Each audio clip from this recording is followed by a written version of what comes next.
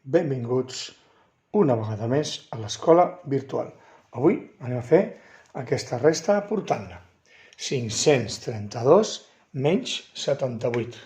Com veieu, al 2 no li podem restar 8, perquè el 2 és un número més petit. Així que anirem afegint aquí una desena i ara això és un 12. A 12 sí li podem restar 8. Posem el 8 al cap i contem amb els dits. 8, 9, 10, 11 i 12. I són 4. I ara aquesta desena cau i es suma al 7, que ara ja no és un 7, és un 8. A 3 no li podem restar 8, per tant també agafem una desena i la posem aquí. A 13 sí li podem restar 8. I tornem.